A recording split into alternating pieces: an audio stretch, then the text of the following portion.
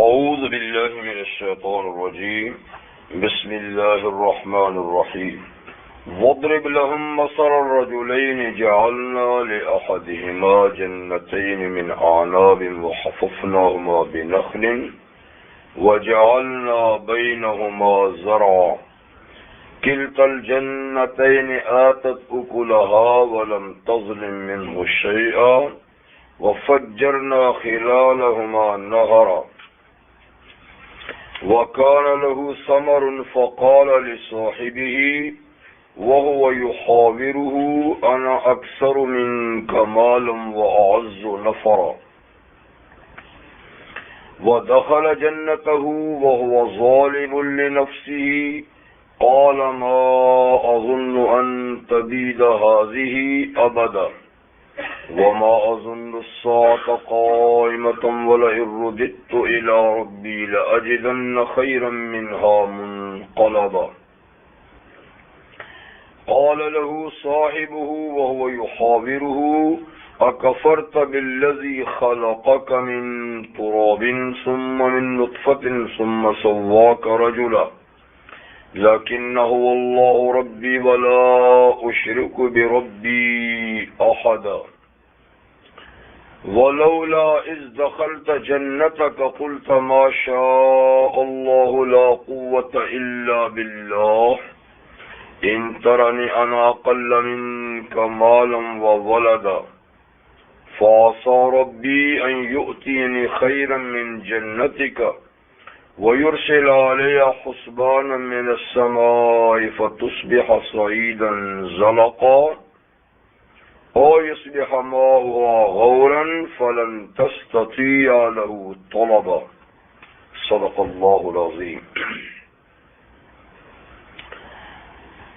سورۃ الکہف کی آیت نمبر 32 سے 41 تک آیات آپ کے سامنے اس وقت تلاوت کی گئی. سورۃ الکہف میں مرکزی مضمون اصحاب کہف کا بیان تھا اور اس کے بعد اللہ تعالی نے اپنی بھیجی ہوئی وحی کے بارے میں فرمایا کہ یہ ایک قطعی اور یقینی علم ہے جو وحی کا علم ہے. آپ اس کی تلاوت کیجئے اور اس کو آپ پڑھ کے سنائیے.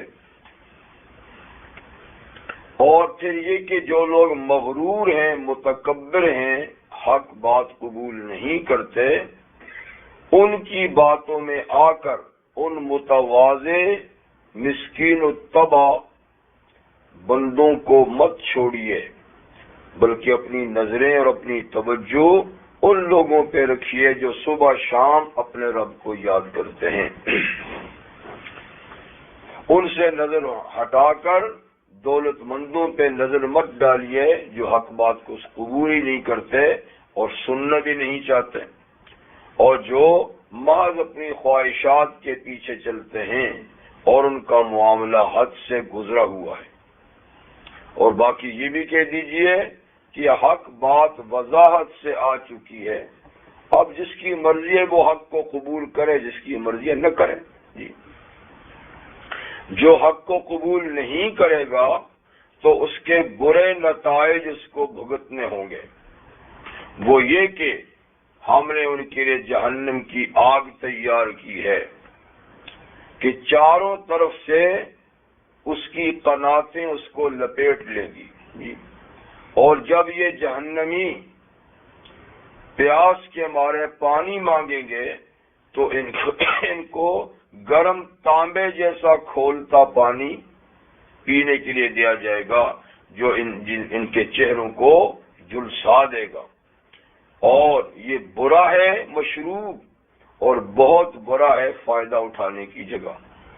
لیکن جو لوگ حق کو قبول کر لیں، نیک اعمال بجا لائیں گے، تو ہم کسی نیکی کرنے والے کے اجر کو ضائع نہیں ہونے دیں گے، بلکہ ان کو ایسے باغات میں جو سکونت کے باغات، رہائشی باغات ہوں گے، ٹھکانہ دیں گے جن کے سامنے نہریں بہتی ہوں گی اور ان میں زینت کا سامان بھی ہوگا ان کو سونے کے کنگن پہنائے جائیں گے اور ریشم کے موٹے اور پتلے ریشم کا لباس مہیا کیا جائے گا، اور وہ آرام دہ مسیریوں پہ تکیے لگائے ہوئے بیٹھے ہوں گے۔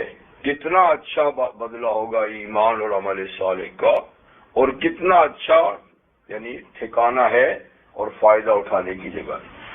یہ اختصار سے پچھلے مضمون کا خلاصہ تھا۔ آج جو آیات تلاوت کی گئی ہیں ان میں حق تعالی شانہ ایک مثال بیان کرتے ہیں دو آدمیوں کی، جن میں ایک کافر اور ایک مومن ہے، ایک نیک اور ایک برا ہے۔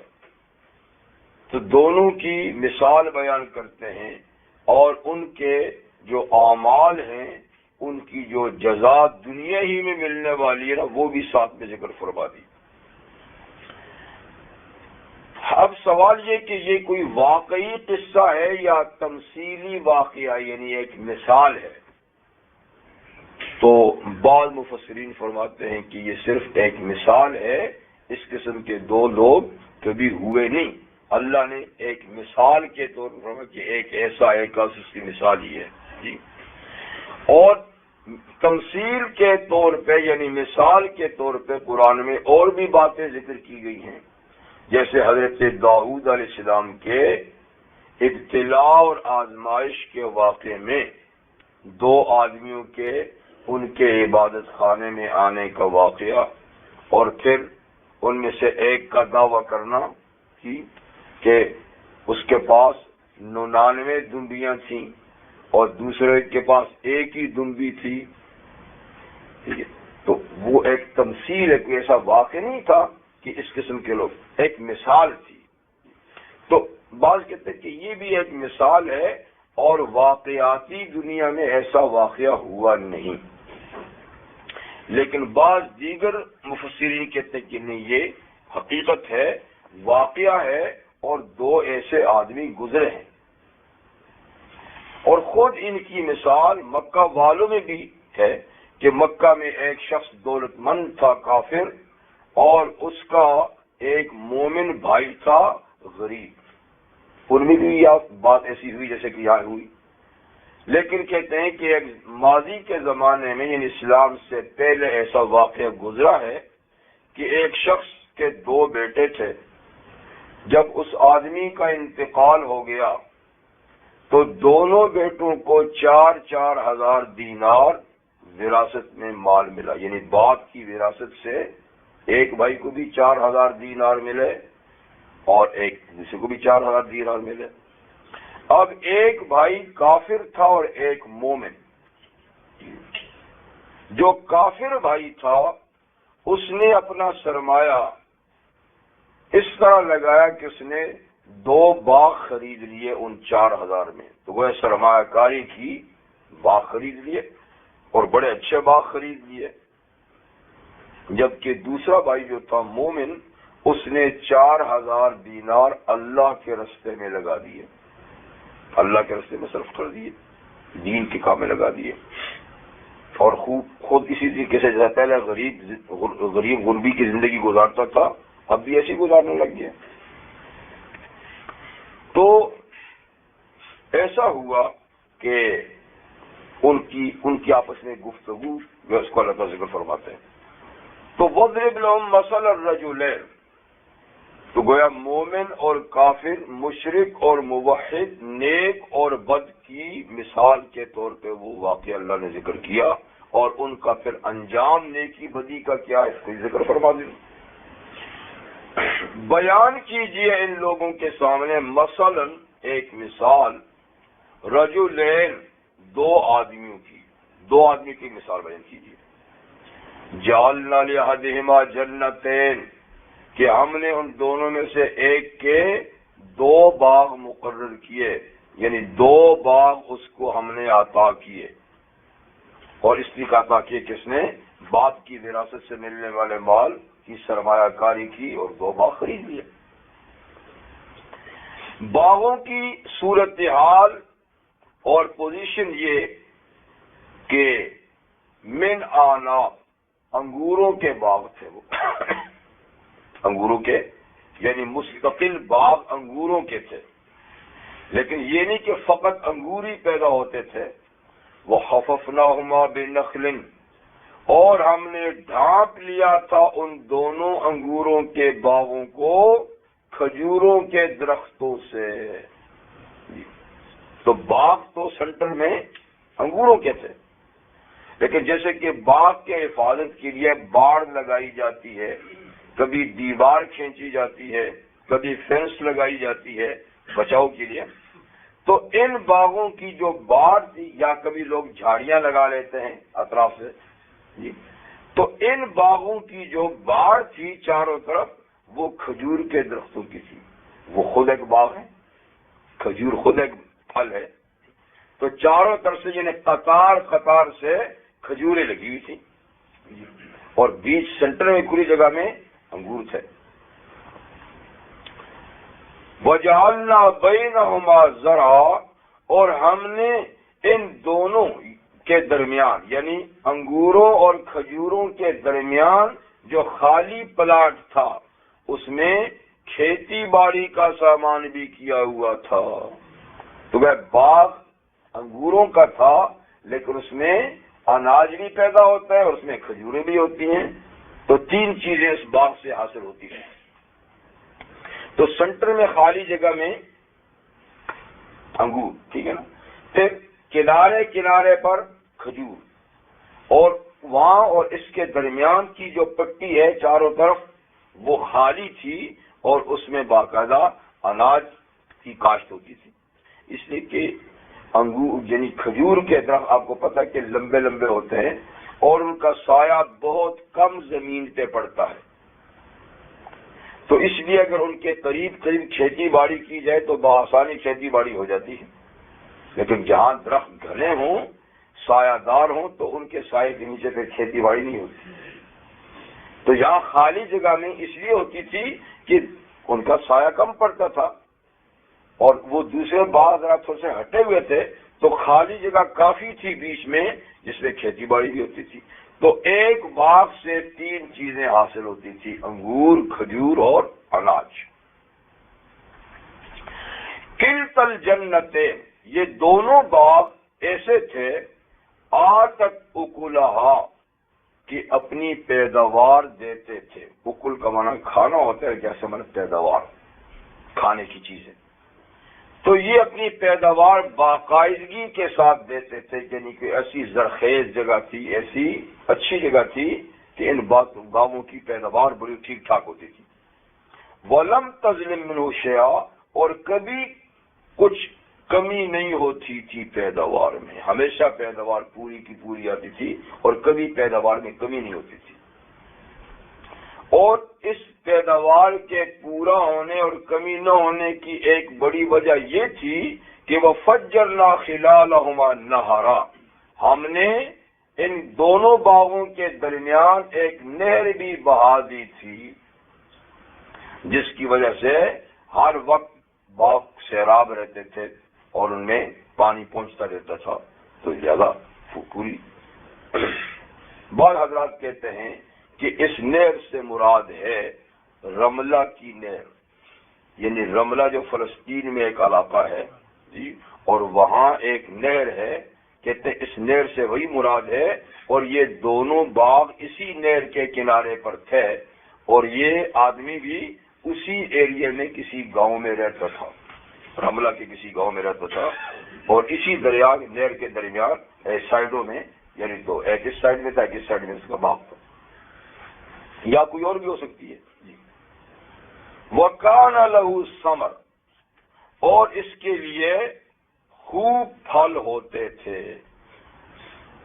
اب اس پھل سے مراد یا تو اسی باغ کے پھل ہیں، اور یا یہاں پھل سے مراد اس کے علاوہ اور آمدنی کے ذرائع بھی ہو سکتے ہیں. اس لیے کہ آمدنی کے جو ذرائع ہیں وہ پھل، اور کیونکہ عربی میں جو ثمر کہتے ہیں یہ فقط فروٹ کو ہی نہیں کہتے، بلکہ عربی میں ثمر پیداوار کو کہتے ہیں. اور پھر پیداوار چاہے زمین کی ہو، چاہے وہ ہاتھ کی محنت کی ہو، تو ہر قسم کی محنت کی پیداوار کو ثمر کہتے ہیں. تو اس کا یہ مطلب بھی ہو سکتا ہے کہ اس کے علاوہ وہ کوئی صنعتکار آدمی ہوگا اور محنت مشقت کرنے والا ہوگا، تو یعنی اور بھی اس کے ذرائع آمدن تھے ان باغوں کے علاوہ۔ اور ثمر یعنی ثمر چونکہ پیداوار کو کہتے ہیں، اس لیے اس کا اطلاق اولاد پہ بھی ہوتا ہے، اولاد پہ بھی، یعنی بچوں کو بھی ثمر کہتے ہیں۔ جیسے کہ نبی کریم صلی اللہ علیہ وسلم کا ایک ارشاد گرامی ہے کہ جس مرد مومن یا مومنہ خاتون کا کوئی بچہ نابالغی میں انتقال کرتا ہے تو ماں کو، باپ کو بڑا دکھ ہوتا ہے ایسے بچے کے انتقال پر۔ تو فرشتے جب اس کی روح قبض کر کے اللہ تعالیٰ کو رپورٹ پیش کرتے ہیں کہ ہم نے فلاں کی روح قبض کر لی ہے، تو اللہ تعالیٰ ان سے پوچھتے ہیں کہ تم نے میرے بندے کے جگر کے ٹکڑے کی روح قبض کر لی؟ کہتے ہیں اللہ کر لی، آپ کے حکم سے کر لی۔ پھر اللہ فرماتے ہیں تم نے میرے بندے کے ثمرہ تو فؤادی، ثمرہ اس کے دل کا ٹکڑا، اس کے لیے ثمرہ کا لفظ ہے، تو دل کے ٹکڑے، دل کا پھل اس کو قبض کر لیا؟ تو کہتے ہیں اللہ نے کر لیا۔ تو اللہ تعالیٰ فرماتے ہیں پھر میرے بندے نے کیا کہا؟ تو اللہ تعالیٰ فرشتے کہتے ہیں کہ انہوں نے کہا جی انا للہ و انا الیہ راجعون پڑھا، اور اس نے صبر کیا اور اس نے آپ کی حمد و ثنا کی کہ بس اللہ کی دین سے اللہ نے دیا، اللہ نے لے لیا۔ تو اللہ تعالیٰ فرماتے ہیں کہ اچھا، یعنی مطلب کہ رویا دھویا تو نہیں نا، اس نے چیخا تو نہیں نا، یعنی کپڑے تو نہیں پھاڑے نا، خود کو پیٹا نہیں، صبر کیا اور الحمدللہ کہا جی، کہا اس کے لیے جنت میں ایک گھر بنا لو، اس کا نام رکھ دو بیت الحمد، تعریف کا گھر۔ یعنی مال نابالغ بچے کی وفات پر ناجائز حرکت نہ کرنا اور صبر کرنا اور انا للہ پڑھنے پر جنت میں ایک گھر بن جاتا ہے۔ تو کہنا یہ چاہتا تھا کہ ثمرے کا لفظ جو ہے نا اولاد پر بھی استعمال ہوتا ہے جی۔ تو یہ بھی ہو سکتا ہے کہ کان له ثمر، کہ وہ صاحب اولاد تھا، یعنی باغ بھی تھے اور مزید بڑا یہ نعمت حاصل تھی کہ وہ صاحب اولاد تھا۔ جیسے کہ مکے کے ایک سردار ولید بن مغیرہ بہت بڑا دولت مند آدمی تھا، مکہ اور طائف کے درمیان اس کے بہت کھجوریں کے باغات تھے، اور اس کے علاوہ بہت بڑا بزنس اور کاروبار بھی تھا، اور اس پر مزید 10 بیٹے تھے جو ہر وقت باپ کے پاس رہتے تھے۔ یعنی دولت اتنی کہ بیٹوں کو کمانے کی ضرورت ہی نہیں، کمانے کے لیے کبھی بھیجنے کی ضرورت نہیں پڑتی تھی، تو اس لیے وہ ہمیشہ پاس رہتے تھے۔ تو اولاد کا پاس رہنا بھی ایک بڑی نعمت ہے۔ اللہ تعالیٰ نے اس کا ذکر 2 جگہ کیا، سورہ القلم میں بھی اور سورہ مدثر میں بھی۔ اس میں اللہ تعالیٰ فرماتے ہیں وَبَنِينَ شُهُودًا، وَبَنِينَ، اور ہم نے اس کے لیے بیٹے دیے شہودا، جو ہر وقت باپ کے سامنے رہتے تھے، حاضر رہتے تھے، اور اس کا ذکر اللہ نے سورہ اس میں بھی کیا۔ بار یہ 3 بیٹے شخص کے تو مسلمان ہوئے، جن میں ایک خالد بن ولید رضی اللہ عنہ، کتنے چھوٹے کے ساتھ، 2 ان کے دیگر بھائی، باقی 7 خود باپ مسلمان نہیں ہوا اور اسلام کا آخر دم تک دشمن رہا، سخت دشمن رہا۔ تو کان لہ ثمر، بار اس کے ذرائع آمدن تھے یا اس کی اولاد بھی تھی۔ فقال لصاحبہ، تو بڑا اس کو غرور تھا، صاحب اولاد بھی ہے، جائیداد بھی ہے، باغات بھی ہیں، اور ہر چیز وافر مقدار میں ہے، تو جب نعمت اتنی وافر ملتی تو انسان کا دماغ پھر پھر ہی جاتا ہے۔ ہاں جی، تو پہلے بھی عقیدے کا کچا تھا تو اب تو اور زیادہ خراب ہو گیا۔ تو دوسرے بھائی نے تو سارا فی سبیل اللہ خرچ کر دیا تھا، وہ تو فقیر کا فقیر، تو اس نے ایک دفعہ اس کو یوں کہا، فقال لصاحبہ، اس نے اپنے ساتھی یعنی اپنے بھائی سے کہا وہ یحاورہ، اور وہ اپنے بھائی سے بات کر رہا تھا اس موضوع پر، انا اکثر منک مالا واعز نفرا، کہ دیکھ میں تجھ سے مال میں بھی زیادہ ہوں اور نفری جانتے ہیں نا افراد، نفری میں بھی زیادہ ہوں، واعز نفرا یعنی میں تعداد کے لحاظ سے بھی تجھ سے زیادہ عزت والا ہوں، میرے پاس تعداد بھی اولاد کی زیادہ ہے، مال بھی زیادہ ہے۔ چپ ہو گئے ذرا ٹھیک ہے، میرے پاس مال بھی نہیں ہے، اولاد بھی تیرے مقابلے میں کم، کوئی بات نہیں۔ تو ایسے ہی دخل جنتہ، یعنی یوں ہی اتراتا اور تکبر کرتا ہوا اور اس کو نیچا دکھاتا ہوا مغرورانہ انداز سے، متکبرانہ انداز سے اپنے باغ میں داخل ہوا۔ اللہ تعالیٰ فرماتے ہیں اس حال میں باغ میں گیا کہ وہ ظالم لنفسہ، وہ اپنے اوپر ظلم کر رہا تھا، عقیدہ بگڑ گیا تھا۔ ظلم یہ تھا کہ عقیدہ بگڑ گیا تھا، مشرک ہو گیا تھا۔ باغ میں گیا، ظالمانہ انداز سے گیا اور جا کر باغ میں کہنے لگا، خود سے کہنے لگا، خود سے، ما ظن ان تبید ھذی ابدا، میرا خیال نہیں کہ کبھی بھی یہ باغ تباہ و برباد ہوگا،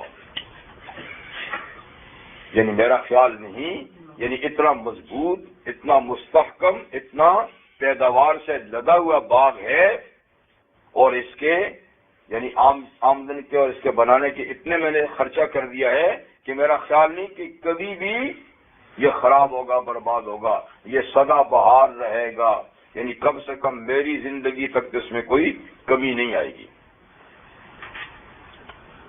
اور یہ شخص قیامت کا بھی منکر تھا، مشرک بھی تھا، لیکن مشرک اللہ کو تو مانتا ہے نا، تو اللہ کو بھی مانتا تھا، لیکن کئی مشرک قیامت کے منکر تھے، مشرکین مکہ میں بھی تھے، تو یہ قیامت کا منکر تھا، اللہ کو مانتا تھا پر اللہ کے ساتھ شریک کرتا تھا۔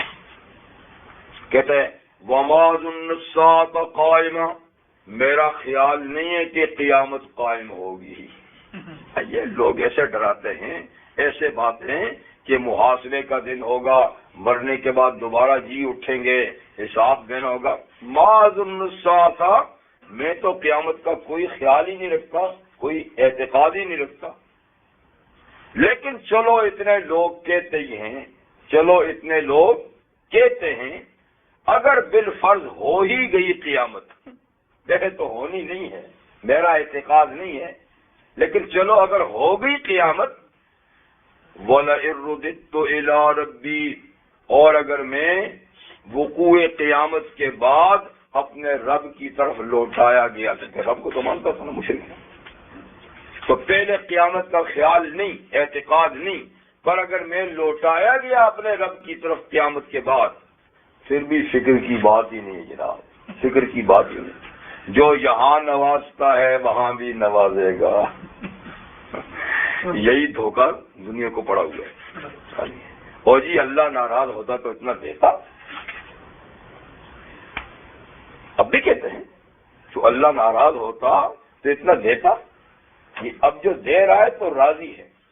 نے یہی کہا پہلے تو قیامت کا عقیدہ ہی نہیں، خیال نہیں، اگر میں بالفرض اپنے رب کی طرف لوٹایا گیا، لَأَجِدَنَّ خَيْرًا مِّنْهَا مُنْقَلَبًا، تو ضرور میں پاؤں گا اس باب سے بھی بہتر پلٹ کر، جب پلٹ کے جاؤں گا نا اللہ کے پاس، اگر تمہارے کہنے کے مطابق، تو یہاں جیسے باغ دیے ہیں تو اس سے زیادہ اچھے باغ مجھے وہاں پر پھر ملیں گے۔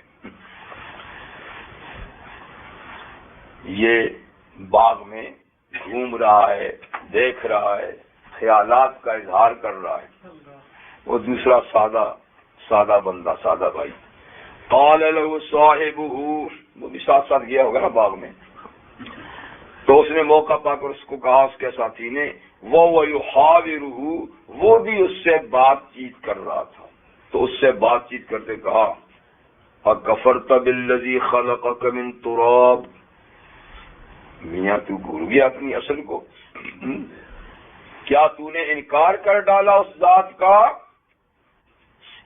اب سوال یہ کہ یہاں انکار تو نہیں کیا، تم سے کہا تھا کہ میں اگر رب کے پاس گیا، لیکن آپ کو پتہ ہے کہ ایک عقیدے کا انکار سارے عقائد کا انکار ہے.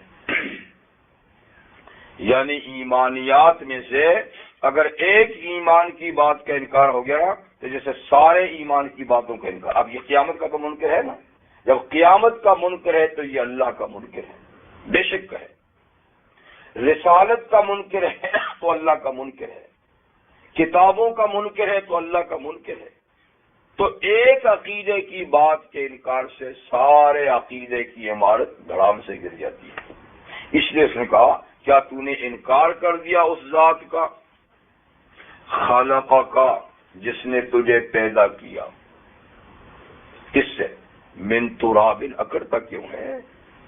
پتھر سے تو تجھے نہیں بنایا، کسی لوہے سے تو نہیں بنایا، کسی دھات سے تو نہیں بنایا، مٹی، عاجز اور مسکین مٹی سے تجھے بنایا. تجھے بنایا کا معنی یہ کہ تیرے پہلے باپ کو بنایا، آدم علیہ السلام کو براہ راست مٹی سے بنایا. ثم من نطفہ، اس کے بعد پھر قطرہ آب سے بنایا. تو پہلے بالکل انسان اول کی بات کی، پھر اس کے بعد سلسلہ انسانیت کی. تو انسان اول کو تو براہ راست مٹی سے بنایا اور سلسلہ انسانیت کو پھر قطرہ آب سے بنایا. تو قطرہ آب جو ہے وہ بھی مٹی کا حصہ ہے، اس لیے کہ وہ قطرہ کس سے بنتا ہے؟ جی مٹی سے اگنے والی چیزیں کھا کر بنتا ہے نا. سارا فوڈ مٹی سے تو بنتا ہے نا، اسی سے نکلتا ہے. تو اس میں مٹی کے اثرات ہوتے ہیں، مٹی کے اثرات ہوتے ہیں. تو اس لیے گویا وہ بھی مٹی ہی ہے، خشک مٹی نہ صحیح، جی گیلی مٹی سے. ثم سواک رجلا، اور پھر جیسا ویسا اللہ نے نہیں بنایا بلکہ تجھ کو ٹھیک ٹھاک مرد بنایا. سارے اعضاء تجھے متناسب دیے، جی بے ڈھنگی ٹانگیں نہیں، بے ڈھنگے ہاتھ انگلیاں نہیں، بے ڈھنگا چہرہ نہیں، ہر چیز بالکل برابر پاؤں، برابر سطح کی انگلیاں، برابر سطح کے ہاتھ، ہر چیز اللہ تعالیٰ نے ٹھیک کر کے تجھے بنائی. ثم سواک، پھر تجھے بالکل برابر بنایا، رجلا مرد. تو اس کو تو بھول گیا، اس کا انکار کر بیٹھا جنہیں باغ کو دیکھ کر، دولت کو دیکھ کر. تو جو چاہے کر، لیکن یہ مختصر فضل ہے کہ اس کا پورا لفظ ہے لیکن اقول، لیکن میں کہتا ہوں. لیکن میں کہتا ہوں، هو اللہ ربی، وہ اللہ میرا رب ہے. میں اپنے عقیدے کا اعلان کرتا ہوں کہ وہ اللہ جس کو تو بھول گیا، جس کا تو نے انکار کر دیا، اس کی قیامت کا انکار کر کے اس کا انکار کر دیا، وہ اللہ میرا رب ہے. ولا اشرک بربی احدا، اور میں اپنے رب کے ساتھ کسی کو شریک بھی نہیں ٹھہراتا. جی میں اپنے رب پر خالص توحید سے ایمان لاتا ہوں کہ وہ اپنی ذات و صفات میں یکتا اور بے مثل ہے. تو بے شک مال ہے یا نہیں ہے پر میرا عقیدہ کھرا ہے. ٹھیک. اور تو نے جو یہ ہانپ لگائی باغ میں آ کر کے یہ تو کبھی نہیں ضائع ہوگا، یہ تو ہمیشہ رہے گا، اور میں اللہ کے پاس گیا تو اس سے اچھا ملے گا، تجھے ایسا نہیں کہنا چاہیے تھا. وَلَوْلَا إِذْ دَخَلْتَ جَنَّتَكَ، اور کیوں ایسا نہ کیا کہ جب تو اپنے اس باغ میں داخل ہوا تھا تو بجائے یہ کہنے کے کہ یہ کبھی نہیں ضائع ہوگا، قُلْتَ مَا شَاءَ اللَّهُ، ہرے بھرے پھلوں سے پھولوں سے لدے باغ کو دیکھ کر کہتا ماشاء اللہ، جو اللہ چاہے وہ ہوتا ہے، جو اللہ چاہے وہ ہوتا ہے. اور لا قوت الا باللہ، نہیں طاقت مگر اللہ ہی کی مدد سے، اپنی کوئی طاقت نہیں ہے بلکہ اللہ کی توفیق سے جو ہوتا ہے نا وہی ہوتا ہے. تو تجھے ایسا کہنا چاہیے تھا. تو ماشاء اللہ لا قوت الا باللہ، یہ لا قوت الا باللہ یہ کلمہ نبی کریم علیہ السلام نے فرمایا کہ یہ عرش الہی کے خاص خزانوں میں سے ایک خزانہ ہے. یعنی یہ لفظ تو مختصر سا ہے، لیکن یہ اتنا اہم جملہ ہے کہ یہ عرش کے خزانوں میں سے ایک خزانہ ہے. تو جب کسی پر مشکل ہو، پریشانی ہو، تو وہ لا حول ولا قوت، یہ تو صرف لا قوت ہے نا، جس کے ساتھ دوسرا لا حول بھی ہے، لا حول ولا قوت الا باللہ پڑھا کرے. تو لا حول کا معنی ہے نہیں ہے پھرنا گناہوں سے، اور ولا قوت نہیں ہے طاقت عبادت پر، الا باللہ مگر اللہ کی توفیق سے. یعنی آدمی نہ گناہوں سے بچ سکتا ہے نہ نیکی کر سکتا ہے اللہ کی توفیق کے بغیر. تو گناہوں سے بچنا، عبادت کرنا اللہ کی توفیق سے، یہ جملے کا معنی ہے. اور اس کے ساتھ ماشاء اللہ، جی جو اللہ چاہے وہ ہوتا ہے، انسان کے چاہنے سے کچھ نہیں ہوتا. تو یہ کافرانہ جملہ ہے کہ میری محنت سے یہ ہوا، میں نے سرمایہ کاری کی تھی، یہ کافرانہ نظریہ ہے، یہ قارونی نظریہ ہے. قارون نے جب اس سے زکوٰۃ کا مطالبہ کیا تو یہی کہا تھا نا کہ یہ مال میرا ہے اور میرے علم کا سرمایہ ہے. اوتیت علی علم عندی، علم کی وجہ سے یہ ملا ہے، میں نے خود کمایا ہے. تو یہ بات نہیں ہے، بلکہ ماشاء اللہ جو اللہ چاہتا ہے وہ ہوتا ہے، اللہ کے چاہنے سے ہوتا ہے. وہ باقی رکھے تو چیز باقی رہتی ہے، اور وہ باقی نہ رکھے تو چیز باقی نہیں رہتی. جس وقت چاہے اس کو ختم کر دے. یعنی ساری چیزیں اللہ کے کنٹرول اور اختیار میں ہیں. تو تجھے یہ کہنا چاہیے تھا، یہ بڑ لگائی کہ یہ کبھی ضائع نہیں ہوگا. ٹھیک ہے، اچھی بات ہے. کہتے ہیں کہ امام مالک رحمۃ اللہ علیہ نے اپنے مکان کے سینٹرل گیٹ پر یہ لکھا تھا ماشاء اللہ. کسی نے کہا امام صاحب یہ تو اللہ نے باغ والے کے لیے یہ لفظ بولا تھا. آپ نے فرمایا بھائی میرا باغ، میرا مکان اور میرا اولاد میرا باغ ہی تو ہے. میرا یہ گھر اور اس کے اندر یہ میری اولاد، یہ میرا باغ ہی تو ہے. میں ان کو اللہ کے اختیار میں دیتا ہوں، اللہ کی پناہ میں دیتا ہوں. تو ماشاءاللہ کا معنی اللہ کی پناہ میں چیز دینا. ٹھیک. اور اسی سے اہل علم کہتے ہیں کہ جب کسی اچھی چیز پہ آدمی کی نظر پڑے تو ماشاءاللہ کہنا چاہیے. تو اس سے نظر کا اثر اس پہ نہیں پڑے گا، کیونکہ بعض لوگوں کی نظر میں اللہ نے ایک ایسی تاثیر رکھی ہے کہ اس چیز کو پھر اس کو دیکھنے سے نقصان ہو جاتا ہے. اور یہ نہیں کہ دشمن اور حسد کی نظر سے ہی ہوتا ہے، کبھی پیار کی نظر سے بھی ہوتا ہے. یعنی حسد کی نظر سے ہوتا ہے اور کبھی محبت کی نظر سے بھی ہوتا ہے. اس لیے ہر پسندیدہ اور من پسند چیز کو دیکھ کر فوراً سے ماشاء اللہ کہہ دو تو یہ اس کا فوری طور پہ علاج ہے، اور اس کے اثر بد سے، نظر بد کے اثر سے وہ چیز بچ جاتی ہے. تو بہرحال اس کے دوست نے کہا کہ ایسا کیوں نہ ہوا کہ جب تو باغ میں داخل ہوا تھا تو تو ماشاء اللہ کہتا، جی کہ وہ نظر بد سے بچ جائے. اور یہ کہ لا قوت الا باللہ، میری کاروائی نہیں، میری محنت نہیں، بلکہ اللہ کی توفیق سے یہ ساری چیز حاصل ہوئی. پھر کہتا دیکھنا ان طرح نے تو مجھے دیکھتا ہے، انا اقل منک مالا و ولدا، میں تجھ سے مال اور اولاد میں کم ہوں.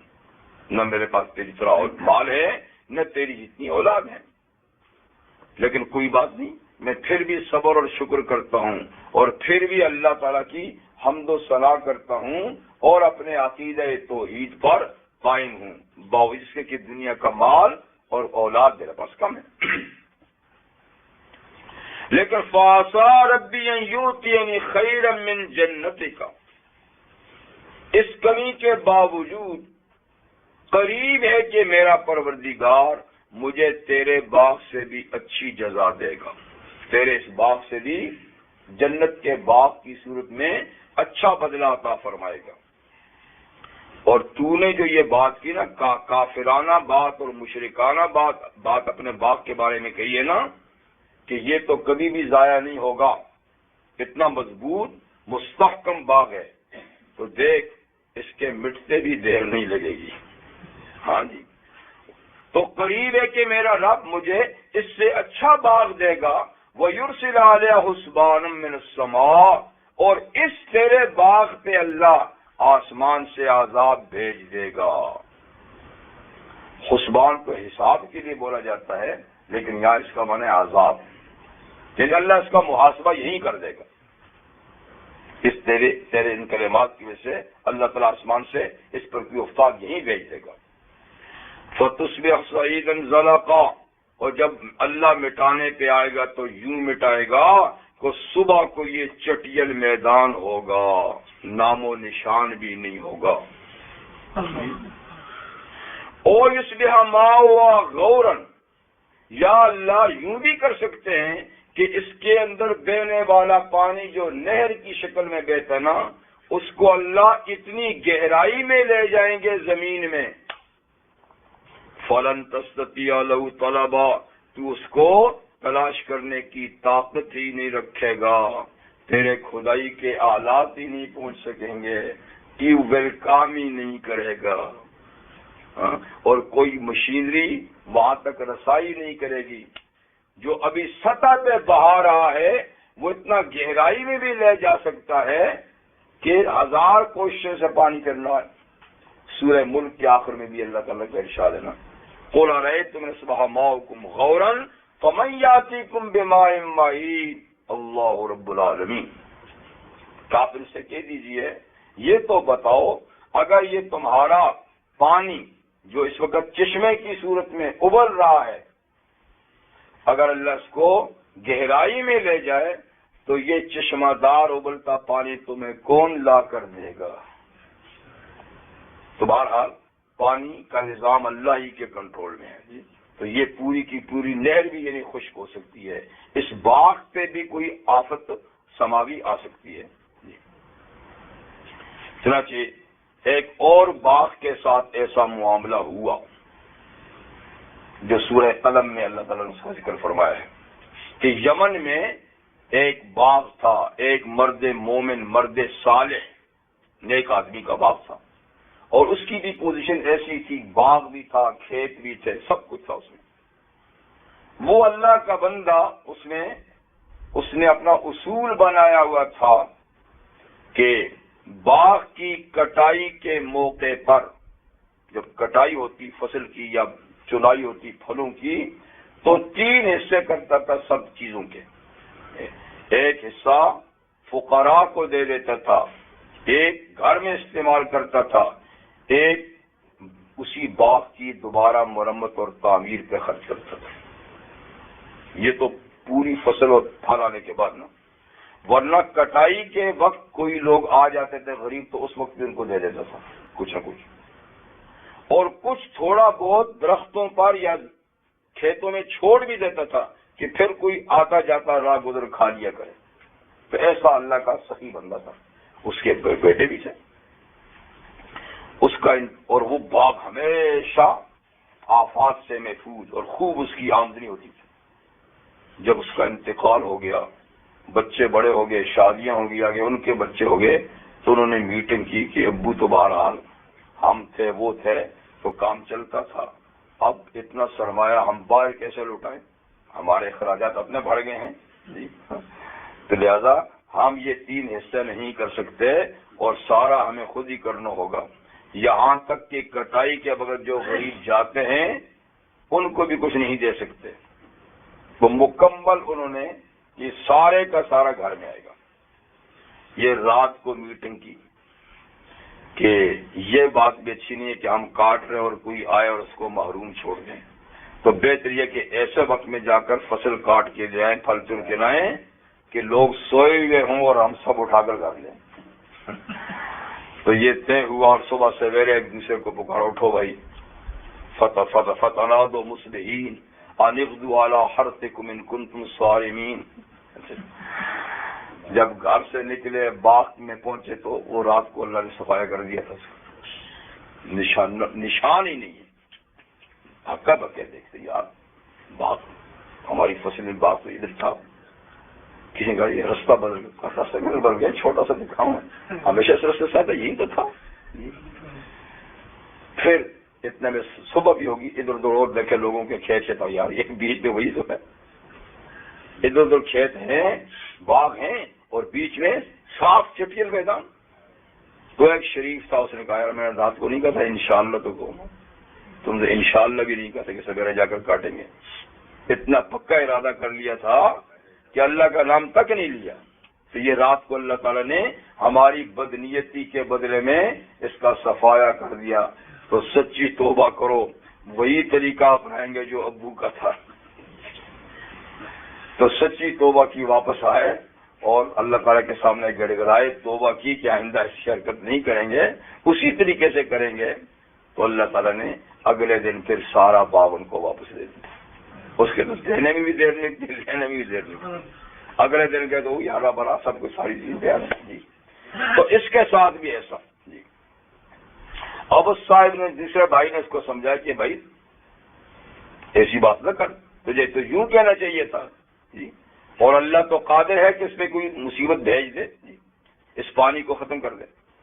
تو چنانچہ ایسا ہی ہوا، ایسا ہی ہوا۔ اب جب یہ لوگ واپس چلے گئے، وہ بھی گیا اور یہ ساتھی مسلمان بھی چلا گیا، تو رات کو اللہ تعالیٰ نے اس کا صفایا کر دیا۔ وَأُحِيطَ بِثَمَرِهِ، اور اس کے پھلوں اور پیداوار کا احاطہ کر لیا گیا۔ احاطہ کا مطلب کہ کوئی چیز نہیں چھوڑی، سب کو ملیمیٹ احاطہ کر دیے گا، اور پورے کے پورے باغ کو ختم کر دیا، نام و نشان ہی مٹا دیا، نام و نشان۔ اب جب صبح کو آیا تو وہی حال ہے کہ کھلا میدان ہے، صاف ستھرا میدان ہے۔ تو فَأَصْبَحَ يُقَلِّبُ كَفَّيْهِ عَلَىٰ مَا أَنفَقَ فِيهَا، تو صبح کو وہ ہتھیلیاں ملنے لگا، ہائے ہاتھ ملنے لگا دونوں، اس چیز پر جو اس نے اس میں سرمایہ کاری کی تھی۔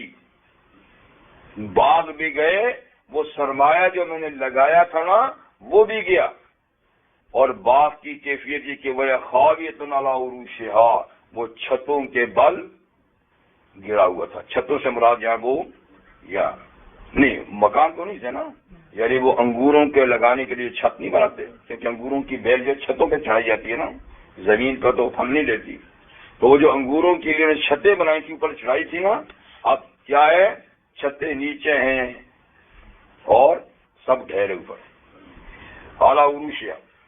وَيَقُولُ يَا لَيْتَنِي لَمُشْرِكْ بِرَبِّي أَحَدًا، اب ہاتھ مل کر کہنے لگا اے کاش میں اپنے رب کے ساتھ کسی کو شریک نہ ٹھہراتا۔ یعنی یہ بھی تو شرک تھا نا کہ یہ باغ کبھی بھی ضائع نہیں ہوگا، مطلب کوئی طاقت ایسی نہیں جو میرے اس باغ کو اجاڑ سکے، یہ شرکیہ بات تھی۔ کہنے لگا کاش میں اپنے رب کے ساتھ کسی کو شریک نہ ٹھہراتا ہوں، لیکن اب کاش کہنا اب پچھتائے کیا ہوا جب چڑیا چگ گئی کھیت۔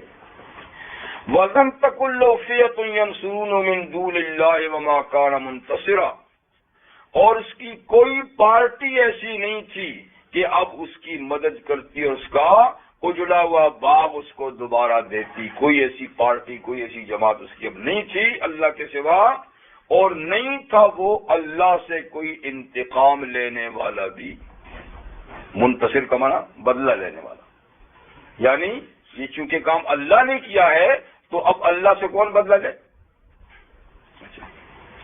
تو اللہ تعالیٰ فرماتے ہیں هُنَالِكَ الْوَلَایَةُ لِلَّهِ الْحَقِّ، یہاں بات ثابت ہو گئی کہ حکمرانی صرف ایک اللہ کی ہے جو اللہ برحق ذات ہے۔ هُنَالِكَ یعنی اس کے اس باغ کو اجڑتے ہوئے دیکھ کر بات ثابت ہوتی ہے کہ ولایت کہتے ہیں حکمرانی کو، تو حکمرانی فقط اللہ کو حاصل ہے جو برحق ہے۔ هُوَ خَيْرٌ ثَوَابًا وَخَيْرٌ عُقْبًا، اللہ تعالیٰ ہی اچھے ہیں ثواب دینے کے لحاظ سے، اور وہی اچھے ہیں انجام کے لحاظ سے. تو باقی جو کچھ تھا وہ سارا کیسا ختم ہو گیا. تو بہرحال دونوں یہ ایک مثال ہوگی، اور دو بھائیوں یا دو دوستوں کی آپ کہہ لیں یا تمثیلی کہہ لیں یا واقعتاً کہہ لیں، جو بھی ہوا تو اللہ تعالیٰ نے نیک اور بد، کافر اور مشرک کی تمثیل بتا دی کہ کافر کی زندگی کی چہل پہل، رونق، مال و دولت بس یہ وقتی بات ہے، بعد میں حسرت سے ہاتھ ملتا رہ جائے گا. اور مومن بے شک اس کے پاس سرمایہ کی کمی ہو، دولت کی کمی ہو، کچھ بھی ہو، لیکن اس کا عقیدہ، اس کا عمل ٹھیک ہوتا ہے تو اس کا انجام بھی ٹھیک رہے گا، دنیا میں بھی ٹھیک رہے گا، اطمینان سے رہے گا کہ جو میرے اللہ کی مرضی ہے بس ٹھیک ہے، خوش ہوں. اور جب آگے جائے گا تو اس سے کہیں بہتر اللہ تعالیٰ اس کو اجر و ثواب سے نوازیں گے. اب اللہ تعالیٰ ایک اور مثال بیان فرماتے ہیں. دنیا میں دراصل گمراہی کی ایک بڑی وجہ دنیا ہی کی دولت ہے. جب دولت زیادہ انسان کے پاس آ جاتی ہے نا تو یہ گمراہی کا سبب ہو جاتا ہے. الا ماشاء اللہ کے ایسے بندے بھی ہیں جو دولت بھی ہے اور ٹھیک ہیں، لیکن اکثر ایسا ہوتا ہے کہ دولت گمراہی کا سبب بن جاتی ہے.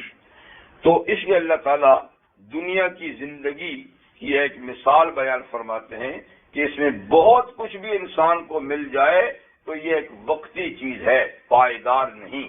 لہذا اس میں پڑھ کے آدمی اللہ کو فراموش کر دے، عقیدہ بگاڑ دے، عملی خرابی میں مبتلا ہو جائے تو یہ حماقت کی بات ہے. وَاضْرِبْ لَهُمْ مَثَلَ الْحَيَاةِ الدُّنْيَا، تو آپ بیان کیجئے ان کے سامنے دنیا کی اس زندگی کی مثال. اس کو بھی ایک مثال سے، اس لیے کہ مثال ایک ایسی چیز ہے کہ اس سے بہت جلد بات ذہن نشین ہو جاتی ہے. آپ دلائل دیتے رہیں تو کسی کے پل نہیں پڑتا، لیکن چھوٹی سی مثال جو ہے نا وہ فوری طور پہ بات کو سمجھا دیتی ہے. اس لیے قرآن مجید میں اللہ تعالیٰ نے کئی باتیں مثال کے ذریعے سے، جس کی پچھلی اور یہ بھی مثال. تو دنیا کی زندگی کی مثال کس سے؟ کمائن، پانی کی طرح ہے. دنیا کی زندگی کی مثال پانی کی طرح ہے. انزلناہ من السماء، وہ پانی جس کو ہم آسمان سے نازل کرتے ہیں. سما کا لفظ عربی میں بلندی کے لیے ہے. ہر اوپر کی چیز کو سما کہتے ہیں، کیونکہ آسمان بھی اوپر ہے اور سب سے اوپر ہے، اس لیے اس کو بھی سما کہتے ہیں. ورنہ چھت کو بھی سما کہتے ہیں، بادلوں کو بھی سما کہتے ہیں. تو قرآن مجید میں جا کر پانی آسمان سے، آسمان کا مطلب بادلوں سے، تو برستا تو بادلوں سے ہے، لیکن دراصل حکم کہاں سے آتا ہے؟ اس لیے کہ ہر بادل سے تو بارش تھوڑی ہوتی ہے، جس بادل سے اللہ کا حکم ہوتا ہے اس سے. تو اس لیے اگر اس کا معنی آسمان بھی کرے نا کہ آسمان سے بارش برسی تو بھی ٹھیک ہے، اس لیے کہ برسنے کا حکم تو اوپر ہی سے آتا ہے نا، لیکن اس کا معنی زیادہ تر بادل کیا جاتا ہے. تو وہ پانی، یعنی یہ پانی نہیں جو سطح پہ بہتا ہے، اس کی دنیا کی مثال وہ پانی جو اوپر سے آتا ہے. کمائن انزلنا من السماء، تو اوپر کا پانی جب اترتا ہے تو فاختلط به نبات الارض، وہ مل جاتا ہے، مکس ہو جاتا ہے زمین کی پیداوار کے ساتھ. جب وہ پانی اوپر سے بہتا ہے قطرات کی شکل میں تو زمین میں کچھ گھاس پھوس یا اناج یا پودے وودے جو ہوتے ہیں اس کے ساتھ وہ پانی آ کر ملتا ہے. ٹھیک ہے نا؟ تو کیا ہوتا ہے؟ یعنی تازگی پیدا ہو جاتی ہے، رونق پیدا ہو جاتی ہے، اور زمین میں ہریالی آ جاتی ہے، ساری چیزیں ہری ہو جاتی ہیں، اور زمین میں ایک زندگی پیدا ہو جاتی ہے. جب بہار آتی ہے تو زمین میں زندگی کے آثار نمودار ہو جاتے ہیں. مردہ گھاس، سڑی ہوئی گھاس، مردہ پودے، جلے ہوئے پودے ایک دم ہرے ہو جاتے ہیں. جی، اور یہ ہریالی پھر کیا ہے؟ ایک وقت تک رہتی ہے، ہمیشہ نہیں. بہار تک ہی رہتی ہے، اور یوں خزاں آیا تو بہار ختم ہو جاتی ہے. یعنی بہار کا زمانہ بہار ہی تک ہے، بہار ختم ہوئی تو دوسرا موسم آ جاتا ہے، پھر وہی موت، پھر وہی خوش زمین، اجڑی ہوئی زمین جی۔ تو فَأَصْبَحَ شِيمًا، پھر یہ نباتات جو بارش کے ساتھ مل کر سرسبز اور شاداب ہو جاتی ہے، تو چلتے چلتے ایک دن یہ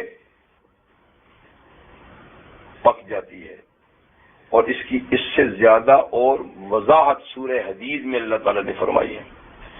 وہ فرماتے ہیں اعلموا انما الحیات الدنیا لعب ولہو وزینۃ وتکاثر فی الاموال والاولاد، کہ دنیا یعنی زندگی کی مثال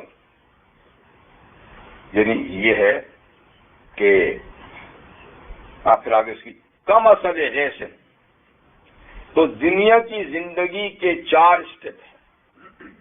انما الحیات الدنیا پہلا اسٹیپ لعب، پھر لہو، پھر زینت، پھر تکاثر فی الاموال والاولاد۔ یہ انتہا ہے۔ کیا مطلب؟ جب آدمی بچہ جب پیدا ہوتا ہے تو وہ اپنے میں مگن ہوتا ہے، اپنے ساتھ ہی کھیلتا رہتا ہے، تو شروع کا زمانہ صرف کھیل ہے، وہ بچہ کھیلتا ہی ہے، اس کے ہاتھ میں دے دو چیز، نہیں تو کچھ ہاتھ میں لے لے گا، بس ادھر ادھر کرتا رہے گا، کسی دوسرے کی پرواہ نہیں۔ تو پہلا درجہ کھیل کا ہے۔ پھر جب ذرا بڑا ہو جاتا ہے تو اپنا کھیل چھوڑ کر پھر کھیل دیکھتا ہے، پھر ٹی وی پہ جا بیٹھتا ہے، انٹرنیٹ پہ بیٹھتا ہے، تو اپنے ہاتھ سے اب نہیں کھیلتا، اب لہو، پھر تماشے دیکھتا ہے۔ یہ دوسرا اسٹیپ ہے۔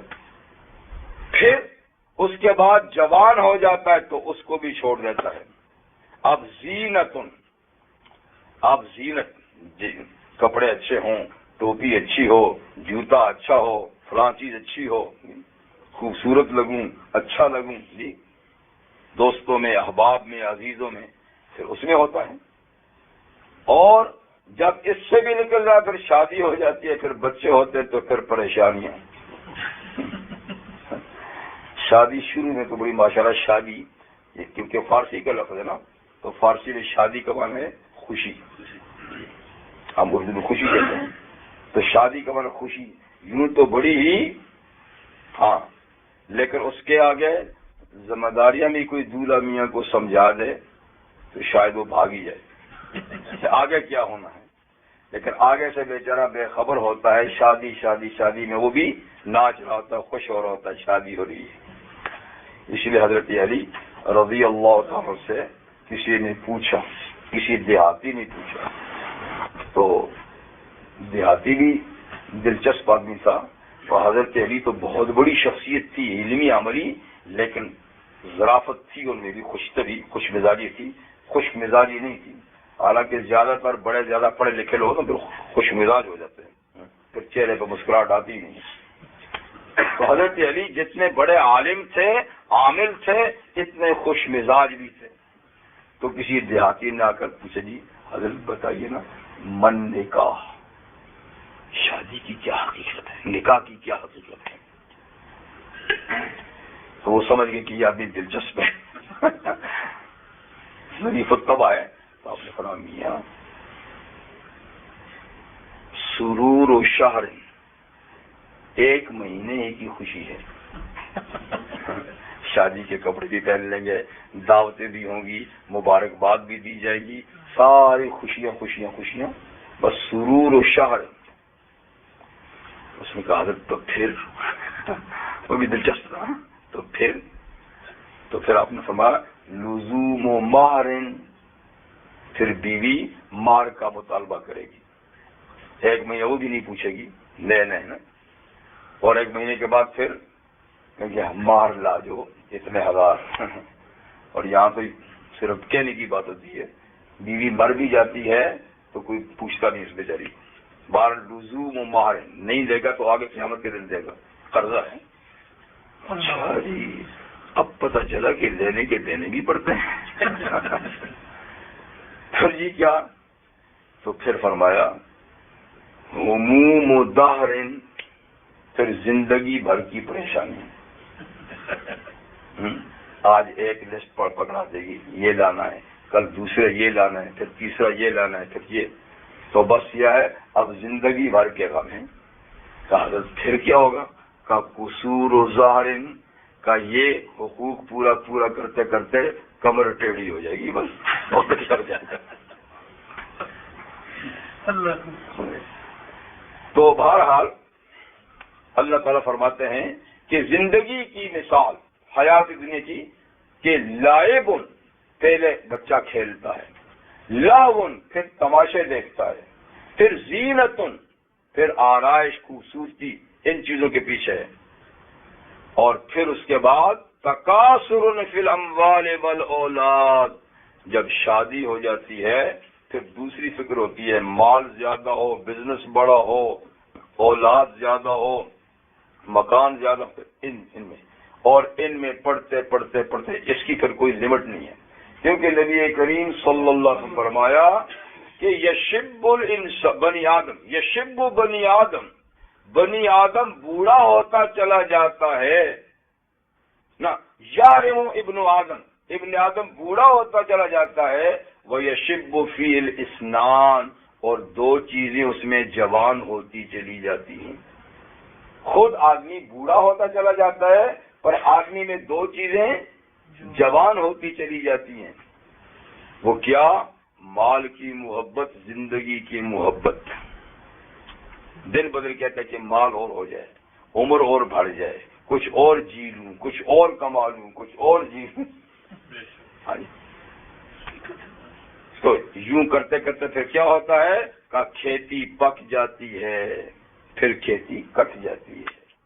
اس کی بات کم اصل غیث، جیسے بارش، یوجب الزراء نباتہ، کہ کسانوں کو بارش سے پیداوار کا اگنا بڑا اچھا لگتا ہے. پیداوار اگتی ہے، سرسبزہ ہو جاتا ہے ساری چیزیں، تو کسان بڑے خوش ہو جاتے ہیں. یوجب الزراء نباتہ یوجب الکفار نباتہ. ثم یہی جو پھر رفتہ رفتہ جب کھیتی بڑی ہوتی ہے پھر وہ کیا ہو جاتی ہے؟ مصفرن، زرد پڑ جاتی ہے، پک جاتی ہے نا فصل، چینیاں بھی پک جاتی ہیں، پیلی ہو جاتی ہیں، خشک ہو جاتی ہیں. ثم یکون حطاما، اور پھر ایک دن کھیتی کٹ جاتی ہے، ختم ہو جاتی ہے. جی تو آپ بیان کیجئے ان کے لیے مثال دنیا کی زندگی کی کہ وہ آسمان سے برسنے والے پانی کی طرح ہے. جو پانی زمین کی پیداوار سے مل جائے تو سبزہ زار ہو جاتا ہے، اور پھر یہ سبزہ پک جاتا ہے، پھر کٹ جاتا ہے، تو فَأَصْبَحَ شِيبًا، پھر وہ ریزہ ریزہ بھوسا بھوسا ہو جاتا ہے. تَزْرُعُ الرِّيَاحُ، جس کو ہوائیں ادھر ادھر اڑاتی پھرتی ہیں. وَكَانَ اللَّهُ عَلَى كُلِّ شَيْءٍ مُقْتَدِرًا، اور اللہ تعالیٰ ہر چیز پر قدرت رکھتا ہے. اگر وہ سبزہ بنا سکتا ہے تو سبزے کو کاٹنے پہ بھی اس کی قدرت ہے. یہ ہے دنیا کی مثال. اب فرماتے ہیں کہ المال والبنون زینت الحیات الدنیا، انسانوں کے لیے مال اور بیٹوں کا ذکر اس لیے کیا کہ عام طور پہ فطرت انسانی ہے کہ بیٹی کے مقابلے میں بیٹوں کو لوگ ترجیح دیتے ہیں، اس لیے کہ وہ بڑے ہو کر پھر کماتے ہیں، ہاتھ بٹاتے ہیں، اور بیٹی بیچاری تو پھر کماتی تو نہیں ہے نا، وہ تو کسی اور گھر کی ہو جاتی ہے. اس لیے لوگ، یعنی یہ بات شریعت کے مزاج کی نہیں ہے، یہ عام فطرتی مزاج اللہ بیان کرتے ہیں. شریعت کا مزاج تو یہ کہ دونوں اللہ کی دین ہیں، اور کسی کو کسی پہ ترجیح مت دو. زمانے جاہلیت میں تو بیٹیوں کے لوگ دشمن ہوتے تھے، پیدا ہوتے ہی زندہ ہی کھڈے میں ڈال دیتے تھے. تو نبی کریم علیہ السلام نے فرمایا کہ اس کو اللہ تعالیٰ بیٹی عطا فرمائے پھر وہ اس کو جاہلیت کے زمانے کی طرح زندہ دفن نہ کرے، ایک، اور بیٹے کو اس کے مقابلے میں ترجیح بھی نہ دے. کہ بیٹے کو آپ ولیت دے تو اس کو دوسرا درجہ دے، بلکہ دونوں کو ایک سطح سے رکھے، تربیت کرے، تو اللہ اس کو جنت میں داخل کرے گا۔ جو نہ بچی کو مارے نہ بیٹے کے مقابلے میں اس کو کم سمجھے، تو اللہ اس کو جنت میں بھیجیں گے۔ تو اسلامی مزاج تو یہ کہ دونوں اللہ کی دین ہیں، دونوں اللہ کے انعام ہیں، اس لیے دونوں کو ایک سطح پہ رکھو۔ لیکن یہ عام انسانی مزاج کی بات ہے کہ وہ بیٹوں کو ترجیح دیتے ہیں، اس لیے اس کا بیٹوں کا ذکر کیا کہ مال اور بیٹے یہ دنیا کی زندگی کی خوبصورتی ہیں، اس سے انسان کی دنیا کی زندگی میں چہل پہل آتی ہے، دولت مند ہے، اولاد ہے، بڑا خوش ہوتا ہے، اور یہ واقع بھی ہے کہ دنیا کی زندگی میں کیسا سکے یہی ہیں، دنیا کی زندگی کے سکے یہی ہیں، لیکن اللہ تعالیٰ فرماتا ہے کہ یہ دنیا کی زندگی کے سکے ہیں اور آخرت کی زندگی کے سکے بھی تمہیں بتائے، والباقیات الصالحات، باقی رہنے والی جو نیکیاں ہیں، باقی رہنے والی جو نیکیاں ہیں، خیر عند ربک ثوابا وخیر عملا، وہ بہتر ہیں آپ کے رب کے پاس ثواب کے لحاظ سے بھی اور امید کے لحاظ سے بھی، کہ ان سے اچھی امید رکھی جا سکتی ہے، ان سے اچھے ثواب کی توقع کی جا سکتی ہے۔ لیکن وہ یہ چیزیں یہ باہر یہیں کا سامان ہے، یہیں کا سکہ ہے اور یہیں یہ چلیں گی، آگے نہیں۔ آگے بھی چل سکتا ہے یہ سکہ مال اور اولاد کا، بشرطے کہ مال کی آمدن حلال ذرائع سے ہو، اس کے اخراجات جائز، مصارف جائز جگہ میں ہوں، تو وہ بھی آخرت کا سکہ بن سکتا ہے۔ ایسی اولاد کی، بیٹوں کی صحیح تربیت ہو، نیک اور صالح ہوں، تو یہ آخرت کا بھی سکہ بن سکتے ہیں۔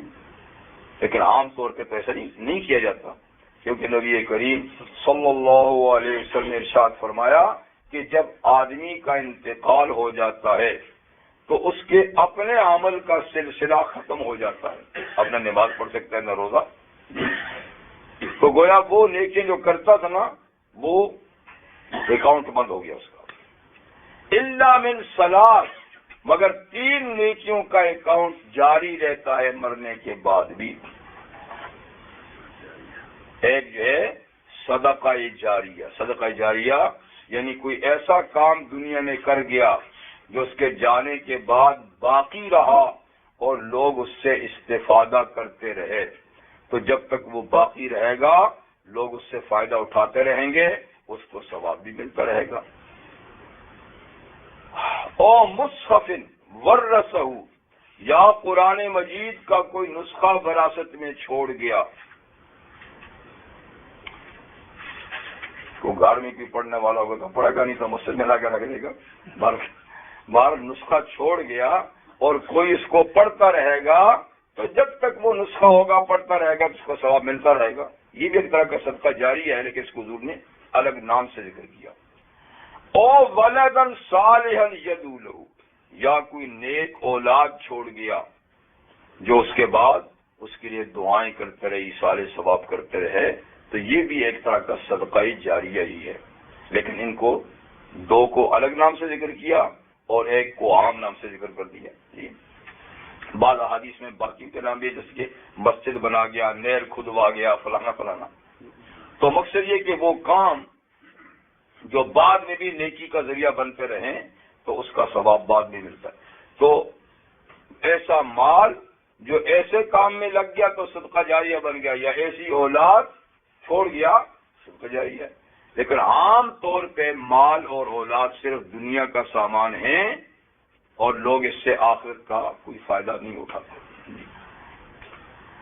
تو والباقیات الصالحات، باقی رہنے والی نیکیاں، اس سے تمام نیکیاں مرادیں، جیسے نمازیں پڑھی تھی، روزے رکھے تھے، حج کیے تھے، زکاتیں دی تھیں، صدقات دیے تھے اور تلاوتیں کی تھی، ذکر و اذکار کیے تھے، یہ سب باقیات صالحات ہیں۔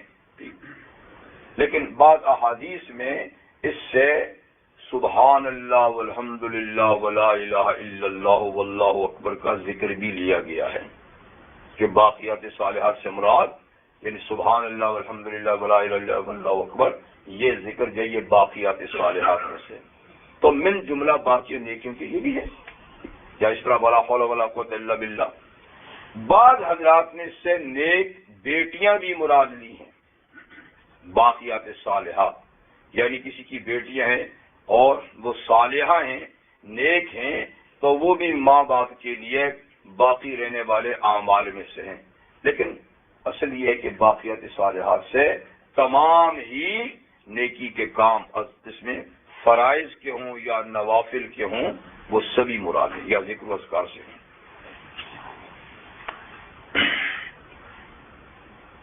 یہ بات ہوگی۔ تو وَيَوْمَ نُسَيِّرُ الْجِبَالَ وَتَرَى الْأَرْضَ بَارِزَةً، اب اللہ تعالیٰ فرماتے ہیں کہ یہ جو مثالیں بیان کی نا دنیا کی زندگی کی، تو یہ آخر ایک دن ہو کے رہے گا، یہ آخر ایک دن ہو کے رہے گا، اور یہ چہل پہل ہمیشہ رہے گی نہیں، یعنی ایک دن آئے گا۔ اور اس سورت کے شروع میں اللہ تعالیٰ نے بتایا بھی ہے کہ ہم جو کچھ دنیا کی اوپر اس وقت دنیا کی زینت کا سامان ہے، نیرے بیرے ہیں، باغات ہیں، درخت ہیں، جانور ہیں، انسان ہیں، اور طرح طرح کے یعنی مکانات ہیں، یہ ساری چیزیں جن کو ہم نے دنیا کی زینت بنایا ہے، تو ایک وقت آئے گا کہ یہ سب کچھ چٹیل میدان میں بدل جائے گا، کچھ زمین پہ نہیں رہے گا، ساری چیز زمین کی ختم ہو جائے گی۔ اسی کو ذکر کرتے ہیں، وَيَوْمَ نُسَيِّرُ الْجِبَالَ، اس دن کہ ہم ان پہاڑوں کو چلا دیں گے، جو پہاڑ اس وقت زمین کی سطح پر کھڑے ہیں اور زمین کو تھاما ہوا ہے، ایک وقت آئے گا کہ ان کو ہم چلا دیں گے۔ اور کیسے چلا دیں گے؟ دوسری صورت میں ہے کہ کالعہن المنفوش، ایسے اڑیں گے یہ پہاڑ قیامت کے زلزلے میں جیسے دھنی ہوئی روئی اڑتی ہے، دھنی ہوئی روئی اڑتی ہے جی، یعنی جیسے کہ ذرات اڑتے ہیں، تو یہ سب بلند و بالا مضبوط پہاڑ ذروں کی طرف اڑ جائیں گے، تو یہ اونچ نیچ ختم ہو جائے گی۔ جیسے سورہ طٰہٰ میں ہے، لا تری فیہا عوجا ولا امتا، زمین میں کوئی اونچی نیچی جگہ تم نہ دیکھو گے، سب ہموار ہو جائے گی مشرق سے مغرب تک۔ وَتَرَى الْأَرْضَ بَارِزَةً، اور آپ دیکھیں کہ زمین کو کھلا ہوا میدان، بیچ میں کوئی اوٹ نہیں ہوگی۔ پھر کیا ہوگا؟ وَحَشَرْنَاهُمْ، تو ہم سب لوگوں کو پھر اس کی سطح پر اکٹھا کریں گے، یہ محشر کا میدان ہو جائے گا، اور ہم سب لوگوں کو ان پر اکٹھا کریں گے۔ کیسے اکٹھا کریں گے؟ پتہ نہیں، کوئی کہاں ہوگا، کوئی کہاں ہوگا، اور یہ کہ جب پہاڑ چلیں گے اور زمین کی اونچ نیچ ہموار ہو جائے گی تو نہ قبرستان ہوگے نہ کچھ ہوگا، تو پھر کیسے؟ تو اللہ کے لیے کیا مشکل، کیسے تو اس کو کہو جو نہ کر سکتا ہو۔ فَلَمْ نُغَادِرْ مِنْهُمْ أَحَدًا، ہم ان میں سے کسی ایک کو بھی نہیں چھوڑیں گے، کوئی ایک جو ہے وہ نہیں رہے گا جمع کیے بغیر، سب کو میدان میں حاضر کر دیں گے،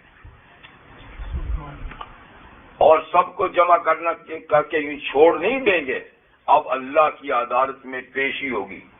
وَعُرِضُوا عَلَىٰ رَبِّكَ صَفًّا، اور پھر یہ سب لوگ پیش کیے جائیں گے اپنے رب کے سامنے صف بستہ، صف کی شکل میں، یعنی ہر عمل والوں کا ایک گروپ ہوگا، نیکی میں بھی اور بدی میں بھی، سب لوگ گروپوں کی شکل میں، چور ایک لائن میں ہیں، ڈاکو ایک لائن میں ہیں، بدماش زانی ایک لائن میں ہیں، فلاں ایک میں، ادھر سے نمازی ایک لائن میں ہیں، دوسرے، تو مطلب ہے کہ اعمال کے لحاظ سے گروپ ہوں گے اور ہر گروپ صف کی شکل میں پیش ہوگا، صفا، اور پیش بھی کیسے ہوں گے؟ وَمَن لَقَدْ جِئْتُمُونَا، اللہ تعالیٰ پہلے ان سے فرمائیں گے اب تم آئے ہو نا میرے پاس، کیسے؟ کما خلقناکم اول مرہ، ایسے ہی جیسے پہلی دفعہ تم کو میں نے پیدا کیا تھا۔ تو اللہ کے حضور اس طرح پیش ہوں گے جیسے پہلی دفعہ آدمی دنیا میں آئے تھے، تو کیسے آئے تھے؟ بغیر لباس کے، بغیر ختنہ. تو محشر میں بھی سب کے سب بغیر لباس کے، بغیر ختنے کے، جس طرح بندے پیدا ہوئے تک اسی حالت میں اللہ کے حضور پیش ہوں گے. ام المؤمنین حضرت عائشہ صدیقہ رضی اللہ نے اس پر عرض کی کہ یا رسول اللہ صلی اللہ علیہ وسلم، سب لوگ برے نہ ہوں گے؟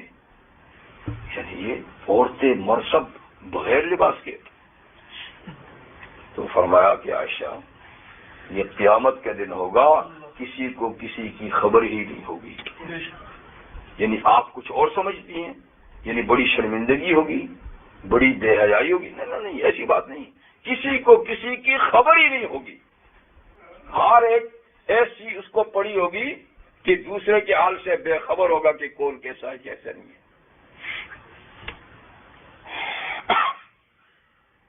اور یہ بھی حضور صلی اللہ علیہ وسلم فرمایا کہ اٹھیں گے تو قبروں سے سارے کے سارے برے نہ، محشر کے میدان کے لیے محشر کے میدان میں اکٹھے ہوں گے، لیکن پھر وہاں رفتہ رفتہ لباس ملیں گے جن کو ملیں گے. تو فرمایا سب سے پہلے جس کو لباس پہنایا جائے گا وہ ابراہیم خلیل اللہ ہوں گے. اس وجہ سے کہ انہوں نے جو قربانی دی اللہ کے لیے، آگ میں کودنا قبول کیا، تو جب دشمن نے ان کو آگ میں ڈالا تو ان کا لباس بھی اتار دیا تھا. اگرچہ اللہ تعالیٰ نے جنت سے لباس ان کو پہنوا دیا تھا، لیکن دشمن نے تو اتروا دیا تھا. تو اس کے سلے میں پہلے ان کو لباس پہنایا جائے گا. لیکن اس کا یہ مطلب نہیں کہ نبی کریم علیہ السلام کو بعد میں پہنایا جائے گا. یعنی اپنا تو حضور نے ذکر نہیں کیا نا، اپنے علاوہ کا ذکر کیا. تو اپنے علاوہ، اور خود نبی کریم صلی اللہ علیہ وسلم نے اپنے بارے میں فرمایا کہ جب مجھے قبر سے اٹھایا جائے گا اور پھر میرے ساتھ ابو بکر عمر ہوں گے، حضرت عیسیٰ ہوں گے، یہ چار حضرات اکٹھے اٹھیں گے نا ایک جگہ سے. تو جب مجھے قبر سے اٹھایا جائے گا تو فرمایا مجھے جنت کا لباس پہنایا جائے گا. تو مطلب کہ حضور کو تو قبر سے اٹھتے ہی پہنا دیا جائے گا، لیکن محشر کے میدان میں جن کو درجہ بدرجہ پہنایا جائے گا تو ان میں سب سے اولیت حضرت ابراہیم خلیل اللہ ہوگی. تو اللہ تعالیٰ فرمائیں گے لقد جئتمونا کما خلقناکم اول مرہ، تم آئے ہو ہمارے پاس ایسے ہی جیسے ہم نے پہلی مرتبہ تم کو پیدا کیا تھا. بل زعمتم ان لن نجعل لکم موعدا، آ تو گئے ہو لیکن بلکہ تم نے تو خیال کیا تھا کہ ہم نے تمہارے لیے کوئی وعدے کا مقام مقرر ہی نہیں کیا. تم تو اس کے قائل ہی نہیں تھے کہ ایسا بھی ہونا ہے. یہ تو ہو گیا. تمہارا خیال تو دنیا میں تھا کہ ایسا اکٹھا کرنے کا کوئی وعدے کے کوئی مقام ہے ہی نہیں ہے. اچھا، یہ بات ہوگی، اللہ کی پیشی ہوگی. اور ووضع الکتاب، اعمال نامے رکھ دیے جائیں گے. جو اس وقت فرشتے لکھتے ہیں یہ پیش کر دیے جائیں گے. ان کی پیشی کے بھی مختلف انداز ہوں گے. یہ جہاں تو ہے نا کہ رکھ دیے جائیں گے، تو رکھنے کا انداز یہ ہوگا کہ یہ اصل میں اڑائے جائیں گے اعمال نامے. یعنی یوں زبانی پوچھ گچھ بھی ہوگی، سوال و جواب ہوں گے، لیکن اعمال نامے جو ہے نا یہ اڑائے جائیں گے. اور نیک لوگوں کے اعمال نامے سامنے کی طرف سے اڑتے اڑتے آئیں گے اور دائیں ہاتھ میں آ جائیں گے. یہ کامیابی کی علامت ہوگی پڑھنے سے پہلے. اور بروں کے اعمال نامے پیٹھ کی طرف سے آئیں گے، من ورائے ظہر، اور پیٹھ کی طرف سے آ کر بائیں ہاتھ میں رہ جائیں گے. یہ نشانی ہی ہوگی کہ معاملے میں خرابی ہے. دوبارہ نامہ عمل رکھ دیا جائے گا. فَتَرَ الْمُجْرِمِينَ، تو آپ مجرموں کو دیکھیں گے، مشفقین مما فیہ، ڈر رہے ہوں گے اس چیز سے جو ان اعمال ناموں میں لکھی ہوئی ہے. دیکھ دیکھ کے گھبرائیں گے، کانپیں گے. او یہ سارا کچھ لکھا ہوا ہے، ہمارے خیال میں سے اتنی بات لکھی ہوئی ہوگی. جی، اور کہیں گے یا ویلتنا، اے افسوس ہمیں، مال حاضل کتاب، اس نام عمل، اس دفتر، اس ڈائری کو کیا ہو گیا؟ لا یغادر صغیرۃ ولا کبیرۃ، نہ اس نے کوئی چھوٹی بات چھوڑی ہے نہ بڑی، الا احصاها، مگر سب کو شمار کر دیا ہے۔ اس نے تو یہ ساری باتیں لکھ دی ہیں، کوئی چھوٹی بڑی بات چھوٹی نہیں۔ ہاں جی، وَوَجَدُوا مَا عَمِلُوا حَاضِرًا، اور لوگ پائیں گے جو بھی انہوں نے عمل دنیا میں کیا نیک و بد، اس کو حاضر پائیں گے۔ بعض دفعہ اعمال شکل بن کر بھی آئیں گے، یہ ایک تحریر ہے نا، اعمال شکل بن کے بھی آئیں گے، تو اعمال کو اپنے سامنے پائیں گے، دیکھیں گے، متشکل ہو کر دیکھیں گے۔ وَلَا يَظْلِمُ رَبُّكَ أَحَدًا، یہ سب کچھ اس لیے کہ تیرا رب کسی پر کچھ بھی ظلم نہیں کرتا، تاکہ جس نے جتنا کیا ہے اس کی آنکھوں کے سامنے آ جائے، اس پر باقاعدہ دلائل سے ثابت ہو جائے، اور بالآخر اس کو تسلیم کرنا پڑے گا کہ یہ میرے جرائم ہیں، اس لیے کہ پہلے وہ انکار بھی تو کریں گے نا، لیکن بعد کہ اس کو ثابت کیا جائے گا دلائل سے اور ہر طرح سے، اور پھر بالآخر ان کو اقرار کرنا پڑے گا کہ یہ سب کچھ ہم نے کیا ہے۔ اور ایک حدیث میں بھی حضور نے فرمایا ہے، نبی کریم صلی اللہ علیہ وسلم نے فرمایا کہ اللہ تعالیٰ فرماتے ہیں کہ اے ابن آدم، یہ جو کچھ ہے یہ تیرا اپنا کیا ہوا ہے، اگر اس میں کوئی بھلائی پاتا ہے تو شکر کر، اگر اس میں کوئی خرابی پاتا ہے تو اپنے آپ کو ملامت کر، ہم نے اس میں کوئی کمی بیشی نہیں کی، جتنا تو نے کیا تھا اسی کو چن چن کے یاد جمع کیا ہے، تیرے اعمال ہی کو چن چن کے جمع کیا ہے، اپنی طرف سے ہم نے کچھ اس میں بڑھایا نہیں ہے۔ اگر اچھا ہے تو شکر کر، برا ہے تو خود کو ملامت کر، کسی کو ملامت کرنے کی ضرورت نہیں۔ سبحانک اللہم وبحمدک، اشہد ان لا الہ الا اللہ۔